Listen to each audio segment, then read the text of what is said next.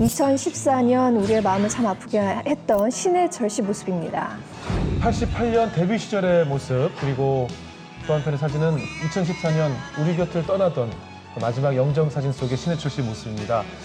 데뷔 후 지난 26년 동안 정말 우리에게 많은 음악적 메시지, 그리고 독특한 행보로 우리에게 많은 에너지를 불어넣어주었던 신해철 씨인데 아직도 그의 죽음이 믿어지지가 않습니다. 네, 너무나도 갑작스러웠고 너무나도 충격적이었기 때문에 그의 죽음을 둘러싸고 정말로 많은 의혹들이 제기가 되고 있습니다. 예. 자, 오늘 그래서 그의 죽음에 관한 미스테리들을 좀 다뤄보도록 하겠습니다. 네. 오늘 특별한 이야기 손님을 모셨는데요. 전문의 출신 변호사 윤혜정 변호사 모셨습니다. 안녕하십니까. 신해철 씨 사망 기사가 난 게 10월 27일이었습니다. 근데 오늘 방송을 하면서도 아직도 그분의 사망이 믿어지지 않을 정도로 많은 분들이 굉장히 충격적이고 또 당황하는 그런 심정이실 텐데요. 실제로 믿어지지 않는다는 사람들이 많아요. 믿어지지 않는다는 말을 습관처럼 하거든요. 근데 이 경우가 정말 그렇습니다. 그러니까 사망 소식들은 전날 마침 이제 신해철 씨가 새로 나가게 된 프로그램에 출연 예정이었던 분과 저녁을 먹고 있었어요. 근데 속보가 계속 이제 어디선가 날아오는 거예요. 근데 생각보다 굉장히 더 나쁘대. 이 얘기가 계속 반복됐어요. 훨씬 나쁘대. 그래서 이건 정말 뭔가 굉장히 중대한 문제가 있나 보다 정도였는데 다음날 이제 사망까지 이런 걸 보면서 기가 막히죠. 최근에 그 뭐 새 앨범도 준비 중이다. 그리고 토크쇼에 출연하신 걸 저는 불과 몇 주 전에 봤거든요. 그리고 새로 이제 MC도 맡아서 프로그램 통해서 컴백을 하신다라는 기사도 접했는데 갑자기 이런 일이 벌어져서 뭐 지병이 있었던 사람도 아니고 그래서 많은 분들이 충격에 빠진 것 같습니다. 남현 기자. 그렇죠. 그 신해철 씨 같은 경우에는 음악에 대한 열정이 남달랐기 때문에 그 뭔가 새 앨범을 발표하고 팬들 앞에 서고자 하는 욕망이 남달랐어요. 그래서 이번에 7년 만에 새 앨범을 발표한과 동시에 이제 예능 프로그램에서도 독설가로서 이제 본격적인 활동을 하려고 했는데요. 종편 채널의 프로그램이었고 함께 이제 사회 문제에 대해서 대화를 하는 것이었는데 이제 신해철 씨가 바로 쓰러진 그 다음 날이죠. 그 제작 발표가 예견돼 있었거든요. 갑자기 이제 제작진도 당황하고 저희 기자들 같은 경우에는 갑자기 쓰러졌다고 하니 다음에 일정은 어떻게 되지부터 시작해서 좀 많이 좀 힘들었던 상황이었어요. 우리 주변에 굉장히 많은 스타가 있지만 신해철 이 사람이 정말 특별한 사람이다라고 이번에 또다시 느끼게 된 게 조문 행렬이 굉장히 길었다면서요. 네, 보통 이제 연예인이 급작스럽게 이제 사망을 하는 경우를 하더라도 보통은 동료 연예인들이 빈소를 찾아서 이제 입문하는 경우가 대부분인데 이번 같은 경우는 빈소를 찾은 일반인이 16,000명이 넘었어요. 그래서 빈소층 전체에 줄이 길게 늘어서 있을 정도였고요.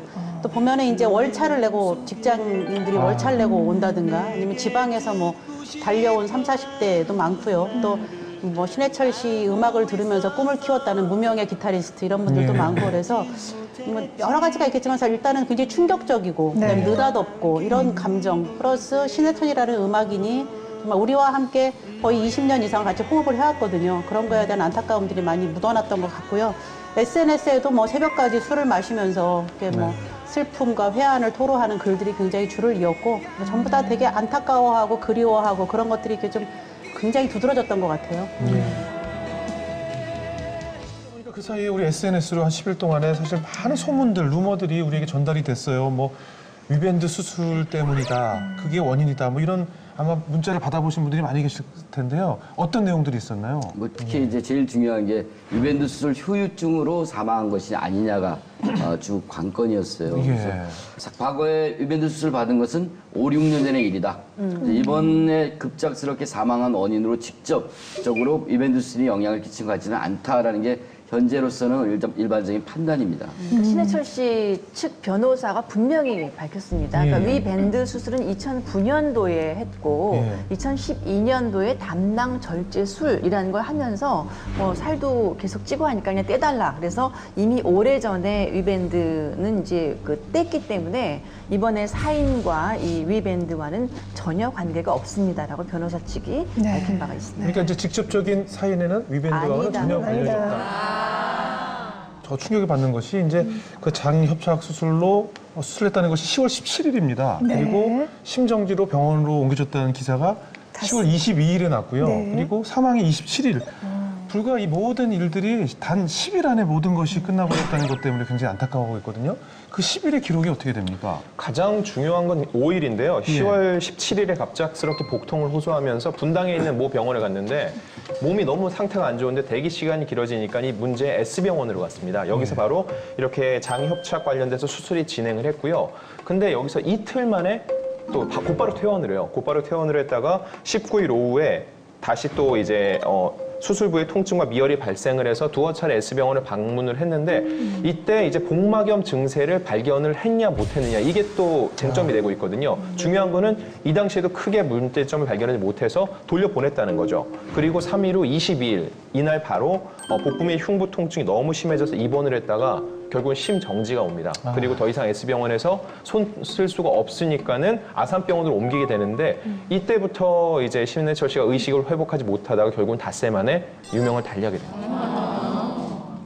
현장에서 이렇게 동료들이 이제 유가족에게 이렇게 보낼 수는 없다. 뭐 이런 얘기가 현장에서 나왔다고 그러던데요. 만약에 그 화장으로 끝나면 이게 사인이 의문으로 남는다는 것도 약간 불편한 진실이 될 수도 있는 거고, 그리고 무엇보다 그 찌라시가 거의 뭐 사실처럼 막 돌았기 때문에 계속 그런 그 확산되는 걸 좀 막고자 하는 뜻도 있었던 것 같아요.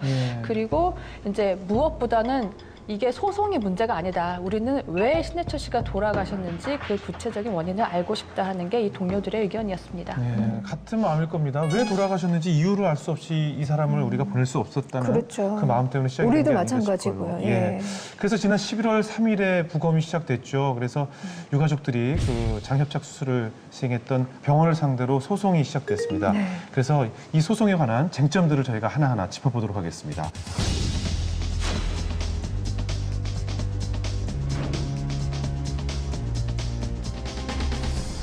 먼저 쟁점 중에 하나가 이 천공이 발견됐다는 겁니다. 이제 국가수의 부검을 보니까 천공이 발견됐다는 것인데 그러면 이제 상처가 생겼다는 거죠, 장에.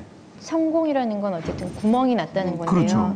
그러니까 지금 장천공 같은 경우에는 아산병원에서 수술을 할 때 발견이 됐었고요. 예. 국가수에서 발표한 거는 이제 장 부분은 절제가 됐기 때문에 아직 아산병원에서 뭐 조직을 받지 못해서 그쪽 부분은 아직 검사를 못했다라는 거고요. 심낭에는 천공이 발견됐다라는 부분인데 심낭 천공은 사실 지금까지는 아무도 알지 못했던 사실이고 국가수 발표를 통해서 처음으로 알게 된 사실입니다. 그 심낭이라는 게 심장에 있는 네, 심장을 둘러싸고 있는 막인 거죠. 국가수에서 이렇게 발표를 했는데 그 내용을 좀 정리를 네, 해주시죠. 국가수가 1차 부검 브리핑을 공식적으로 했습니다. 부검 브리핑에서는 심낭하고 장 두 군데에서 천공, 즉 0.3cm 크기의 구멍이 발견됐다라고 공식적으로 발표를 했고요. 이게 이제 결국은 쟁점 사항이 된 것 같아요. 사인은 복막염이나 폐혈증으로 보는 판단이 더 합리적인 것 같다라고 발표를 했습니다. 근데 문제는 아산병원으로 옮겨진 다음에 이 천공이 발견된 거예요. 그 전에 S병원에 있는 장협착 수술할 때 진료 기록이나 S병원의 기록에는 천공이 있다는 사실이 전혀 밝혀지지 않고 있어요. 그래서 이 부분이 앞으로 이제 밝혀져야 될 핵심 사안이 된 거고요. 그리고 이것에 따라서 의료사고냐 아니냐가 이제 중요한 사항이죠. 국가수 부검 결과를 보면 그 심낭 안에서 음식물까지 발견이 됐다는 거거든요. 그러니까 상당히 오래 이게 있었던 거고, 근데 가장 큰 문제가 심정지가 왔을 때 심폐소생술을 하잖아요. 근데 이제 그 나중에 보니까 아예 그 심낭에 구멍이 뚫려 있어서 그 안에 물이 차 있었기 때문에 말하자면 물이 차 있는데 심장 마사지를 해도 별로 소용이 없는 이제 상태였다는 거예요, 심폐소생술이. 그래서 아마 그 심낭의 천공이 언제 생겼느냐, 왜 생겼느냐. 이제 국가수는 뭐라고 얘기했냐면 이거는 자연적으로 생기기는 어렵고 의인성에 의해서 사람에 의해서 생겼다라고 일단 소견을 발표를 했거든요. 그래서 그 심낭 천공이 문제를 밝히는 가장 핵심 키가 아닐까 생각이 듭니다. 근데 이 부분에 대해서요, 그 S병원 쪽의 변호인이 얘기를 하는 건 어떤 거냐면은 본인들은 복부 수술이었기 때문에 심장 쪽은 건드리지 않았다는 거죠. 그리고 심낭 이쪽은 횡격막으로 막혀 있기 때문에 본인들이 복부를 열었는데 심장까지 건드릴 리가 없다는 거고, 그리고 또 한 가지 얘기한 거는 그 천공부에서 깨가 발견됐다고 그랬잖아요. 본인들은 퇴원을 할 때 금식과 이런 음식을 함부로 먹어서 안 된다는 거에 대해 분명히 주지를 시켰는데 깨가 발견됐다는 거는 신해철 씨가 뭔가를 그걸 지키지 않고 먹었다라는 얘기를 또 주장을 하고 있거든요. 향후 의료 사고에 대한 얘기가 나오면 이 부분이 분명히 분쟁의 소지가 될 것 같아요. 윤혜정 변호사는 어떻게 생각하십니까? 이 천공이 이 장협착 수술 당시에 생겼을 가능성이 있지 않을까 싶은데 어떻습니까? 소장천공 같은 경우에는 장협착 수술을 했기 때문에 예. 수술 도중에도 생길 수 있고 수술 이후에도 약해진 장 부분에서 천공이 생길 수가 있습니다. 그런데 심낭 같은 경우에는 병원에서도 얘기했듯이 복강을 수술하면서 일반적으로 쉽게 손상당할 수 있는 부분이 아니기 때문에 이 복강경 수술을 하면서 만약 복강경 수술 기구가 그 횡격막을 뚫고 심낭을 뚫었다고 한다면 그런 경우는 과실로 여겨질 가능성이 훨씬 더 크리라고 보여지고요. 다만 이 아산병원에서 심낭에 어떤 시술을 했다고 한다면 그런 부분도 한번 확인은 해봐야 될 필요가 있을 것 같습니다. 아까 안진용 기자가 말한 그 병원 측 주장에 대해서는 어떻게 보세요? 병원 쪽에서는 복강 수술이기 때문에 심장을 건드리지 않았다고 얘기하는 건데 그렇기 때문에 실제로 만약에 정말 심낭을 건드렸다고 한다면 과실이라고 볼 가능성이 크다는 거고요. 그 천공의 시기를 밝힐 수 있나요? 의학적으로 아니면 글쎄요, 법의학적으로? 부검을 통해서 그 천공의 그 뭐 뒤집어진 모양이라던가 뭐 이런 것들을 보고 어느 정도는 예측할 수 있겠지만 지금 천공이 일어나고 나서 시점이 굉장히 많이 지났고 정확한 시점을 밝히기는 좀 어렵지 않을까 싶습니다.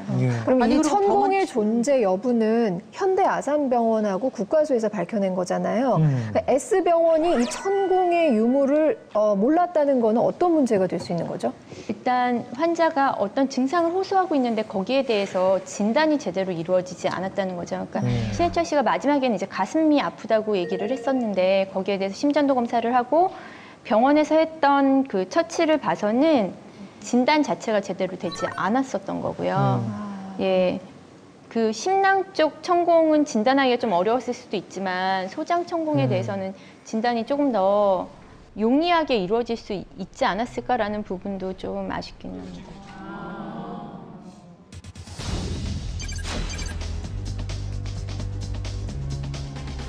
두 번째 쟁점이요. 이 위축소술을 네. 유가족의 주장에 의하면 이제 동의 없이 진행이 됐다. 이것을 이제 유가족이 주장을 하고 있잖아요. 그러니까 장유착 수술을 하면서 위축 수술을 같이 시행했다. 이게 이제 그 신해철 씨 아닌 윤모 씨가 밝힌 내용이거든요. 그러니까 수술이 끝나고 가족들하고 신해철 씨가 보는 데서 의사가 사진을 보면서 설명하면서 우리가 하면 장유착 수술을 하면서 위도 살짝 접어줬다 이런 얘기를 하면서 굉장히 자랑스럽게 얘기했다는 거예요.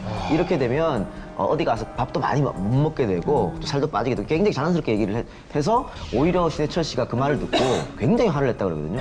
왜 내 허락 없이 수술했냐, 다시 펴라 막 이렇게까지 했다 그러니까.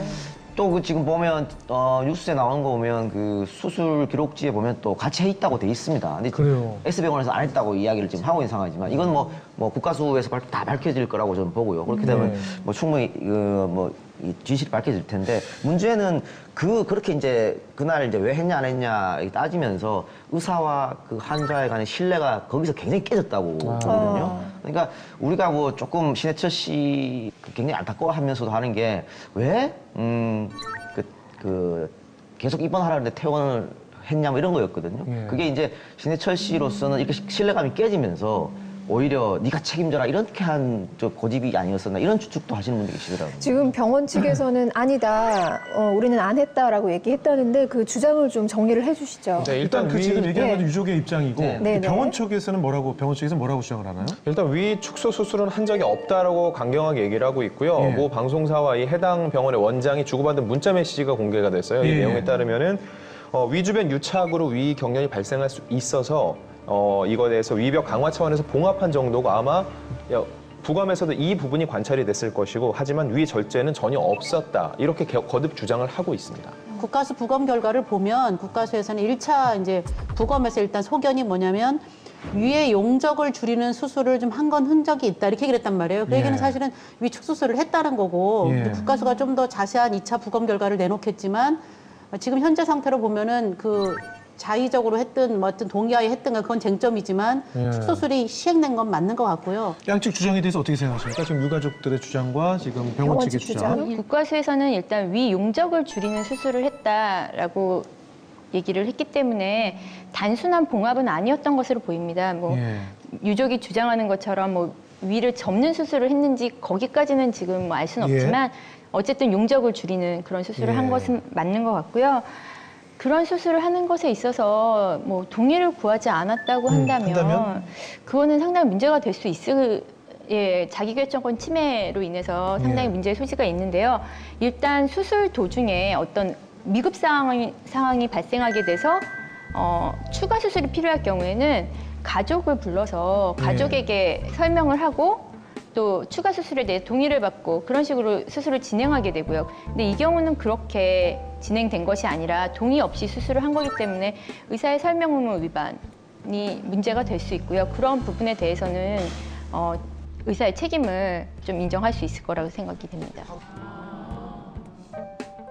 신해철 씨 아내 측에서 이제 주장하는 바 병원 측에서 후속 조치가 미흡했다라고 했거든요. 어떤 부분이 그렇다는 건가요? 아내가 분명하게 두 가지 쟁점을 인터뷰를 통해서 강조하고 밝혔어요. 하나는 본인이나 유족의 동의 없이 추가 수술이 이루어졌다라는 부분이고, 또 하나는 본인이 계속 통증을 호소하고 고열이고 막 힘들었는데도 추가적인 어떤 적절한 조치를 취해주지 않았다라는 측면이에요. 두 번째 부분에서 더 이제 무게 중심이 또 많이 부인은 주장하고 있는데, 본인이 어디가 아프다고 꼭 집어서 얘기했고 또 계속 고열과 복통에 시달려서 힘든데도 수술 후에는 당연히 있는 현상이니까 좀 지나면 괜찮아질 겁니다, 이런 말만 병원이 되풀이했다는 거예요. 그래서 본인들은 잘 모르니까 좀 지나면 낫겠지, 병원 말이니까 하고 믿었다는 거죠. 근데 사태가 이렇게까지 확장되고 결국은 사망에까지 이르렀으니까 병원 측에서 과실이 있다라고 주장하는 게 유족들, 특히 부인의 공식적인 입장입니다. 7일 날 입원했다가 퇴원한 것도 우리가 이해가 좀 안 가는 부분인데 그렇죠. 어쨌든 퇴원해서 19일 다시 입원하지 않습니까? 근데 여기서 그 전문가들이 이제 말씀하시는 거는 아프기 때문에 진통제 주는 건 너무나 당연한 거고, 그런데 아까 열이 있다고 그랬잖아요. 그러니까 이 복통과 열은 완전히 다른 차원이라고 그러더라고요. 그러니까 열이 생기면 안 되는데 열이 뭐 38.8도까지 올라갔다 그러니까, 그렇다면은 엑스레이를 비롯한 뭐 CT를 포함해서 다 검사를 했어야 되는데 그걸 안 했다는 것이죠. 윤희정 변호사, 복통과 이 열, 이게 뭐 다른가요? 어떻습니까? 그러니까 복강경 수술을 했기 때문에 복통은 있을 수 있는데요. 그 복강경 수술 자체가 사실 개복 수술에 비해서 장점이 통증이 적다는 점입니다. 근데 지금 신해철 씨가 호소했던 복통 정도는 사실 복강경 수술에 어울리는 복통의 그 강도는 아니었던 것 같고요. 그러니까 복통 자체도 굉장히 비정상적인 복통을 호소했었고, 또 열이 난다는 것 자체도 어딘가 몸에 염증 소견이 있을 수 있다는 그 하나의 증거가 될 수 있고, 아마도 혈액 검사상에서도 백혈구 수치가 증가했다던가 뭔가 또 다른 그 염증 소견이 있지 않았을까 싶습니다. 고열에 복통이 심했는데 어떻게 초음파만 했느냐 뭐 이런 얘기를 하던데, 그럼 어떤 조사를 더 검사를 받았어야 됐던 거예요? 초음파를 검사를 했었던 것 같은데요. 초음파에서는 그 액체 저류, 즉 복수가 없었기 때문에 복막염을 병원에서는 진단해서 배제를 했었던 것 같고요. 그렇지만 이런 천공 같은 경우에는 민감도가 가장 높은 검사가 CT 검사이기 때문에 CT를 찍을 수 있었던 병원이고 당연히 CT 검사를 시행했었어야 됐을 것으로 생각이 됩니다. 그럼 그것도 문제가 될 수 있는 거예요? CT를 안 했다는 것도? 제 생각에는 문제가 될 수 있을 것 같은데 그건 단순히 개인적인 제 생각이고요. 신해철 씨 정도면 VIP급 환자입니다. 최선을 다했을 것 같은데 돌아가는 판세를 보면 왜 이렇게 부주의했나, 그러니까 이해가 안 가는 거거든요. 그러니까 의대를 다니신 분들 조금만 납득을 시켜줄 수 없나요? 불가피하게 그럴 수도 있다라든지, 이건 정말 뭐 잘못한 거라든지 납득이 안 가요, 도무지. 글쎄요, 제 생각에도 환자가 통증을 굉장히 많이 호소하고 있었고 또 열이 나고 있었기 때문에 복막염을 충분히 의심을 해봤어야 되지 않을까라는 생각이 들고요. 또 복막염을 의심하는 상황에서 CT 촬영을 했어야 되지 않을까라는 생각이 강하게 드는데요. 다만 이제 제가 말씀드리고 싶은 건 복막염 자체를 검사하는 데 있어서 CT는 90% 이상의 정확도를 갖고 있는데 그렇다면 좀 더 정확한 검사를 해서 그랬어야 되는데. 예, 또 장 협착 수술한 후에 의료기사는 너무 퇴원이 빠른 게 아니었느냐, 좀 장시간 수술인데. 입원해 있어야 되지 않았느냐 이런 얘기가 있거든요. 보통 이제 뭐 수술을 하면 선생님도 잘 아시겠지만 이게 우리가 보통 있잖아요. 방구가 나오면 이제 그렇잖아요. 그게 나오면 이제 그다음부터 음식도 먹게 하고 뭐 이렇게 하잖아요. 일반 대학병원이나 이런 데서는 최소 일주일, 뭐 아무리 그래도 2주 정도씩 강제로 입원을 시켜놓고 경과를 보고 이제 관리를 하는데 여기 같은 경우는 이틀 만에 퇴원을 했단 말이에요. 이제 병원 측 얘기는 본인이 강력하게 원했고 그래서 허락을 했다 이렇게 얘기를 하지만 사실은 그거는 환자가 판단할 수 있는 부분이 아니잖아요. 그렇죠. 그리고 뭐 우리가 보통 얘기하지만 내가 나가고 싶다 그래서 저기 그냥 나갔다가 그 사람 죽으면 의사가 당연히 과실로 처벌받는 것처럼 그 의학적인 판단은 의사가 했어야 되는데 본인이 원한다고 아무리 원한다고 해도 이틀 만에 내보낸 거는 좀 문제가 있지 않았었나 그런 이제 의문이 많이 제기가 되고 있습니다. 신해철 씨를 의사가 고의로 뭐 어떻게 할 리는 없는데 이 정도로 아파서 거의 죽겠다고 막 그랬다는 거 신해철 씨 발언이 남아있거든요. 뭐냐면 여보, 부인한테 하면 여보 나 지금 엄살 떠는 것 같아? 나 정말 죽겠거든? 이게 트위터에서 봤어요. 그러니까 정말 많이 힘들었던 모양인데 글쎄 웬만한 병원이라면 조금 병원에 두지 않나요? 어떻습니까? 환자 본인이 난 퇴원을 강력하게 원했다. 그래서 병원은 책임이 없다. 그럼 옳은 얘기인가요?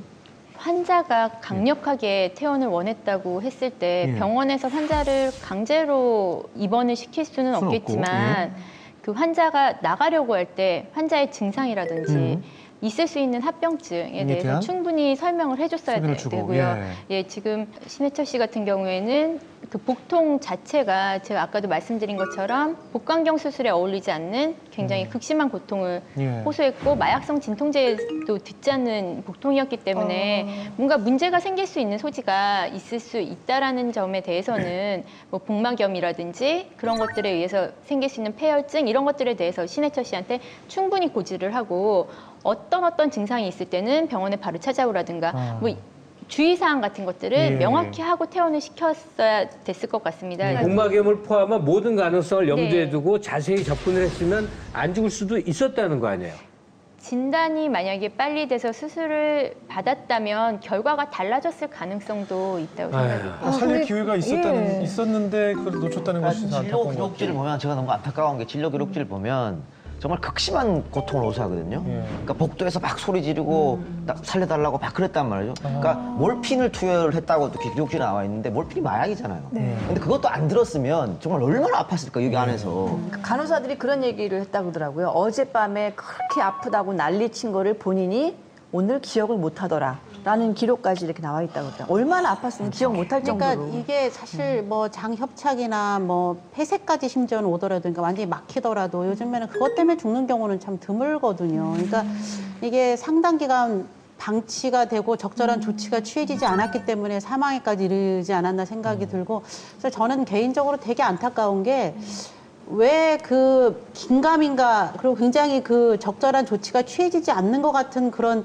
의심과 의구심을 가진 상태에서도 왜 계속 그 병원에 있었을까? 그래도 이 정도 상황이 되면 좀 더 시스템과 의료진과 경험이 있는 병원을 선택해서 빨리 옮겼더라면 오히려 결과가 또 달라지지 않았을까? 그런 아쉬움은 확실히 있더라고요.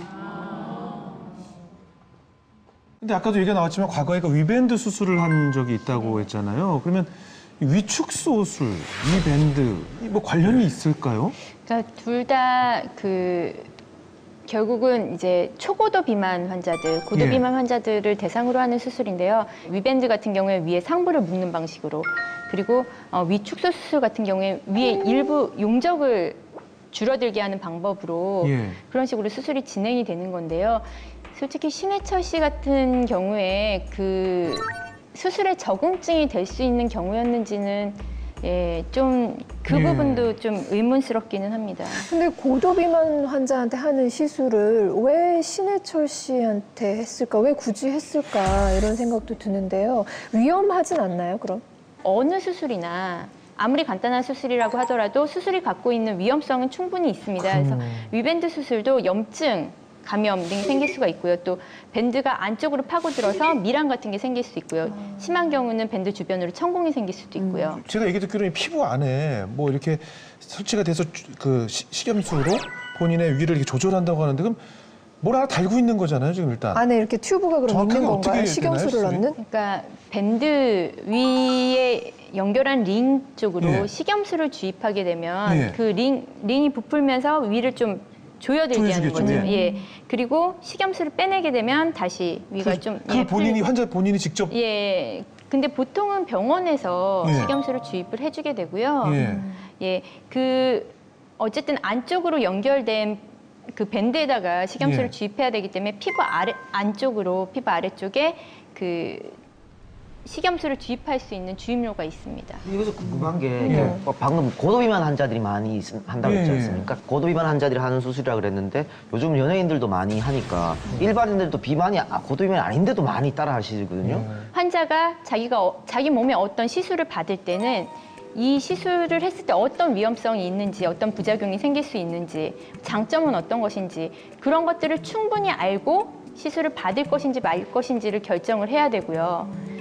그런 위험성에 대해서 충분한 고지 없이 단순히 장점만을 부각시켜서 수술을 받게 하는 건 좀 윤리적인 측면에서도 문제가 되지 않을까 싶습니다. 아무리 연예인들이 예. 많이 한다 하더라도 이게 간단하지 않다는 것, 그리고 위험이 따른다는 것을 일반인들도 좀 충분히 알고 있고 숙지를 해야 되겠습니다. 예. 다시 되짚어 봐도 사건이 벌어진 지 얼마 안 됐기 때문에 아직은 이제 감정적으로도 받아들이기 힘든 상황이긴 하지만 참 그 단계마다 사실은 조금만 뭔가 이 운명의 시계바늘이 이쪽 방향으로만 조금만 틀어서도 살릴 수 있는 기회가 너무나 많았다는 점에서 너무 안타까운 것 같아요. 신해철 씨 사례를 보면 우리가 생각할 때는 저렇게 멀쩡한 사람이 아주 단순화시키면 저렇게 멀쩡한 사람이 다이어트 치료받고 갑자기 죽었다거든요.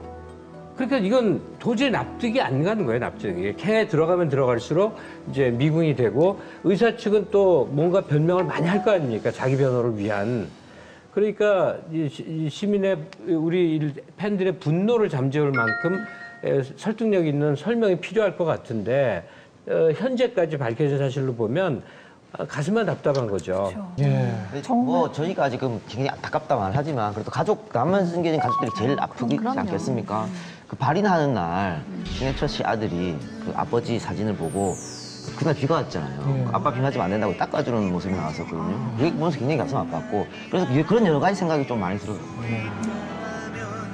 언젠가 심장이 터질 때까지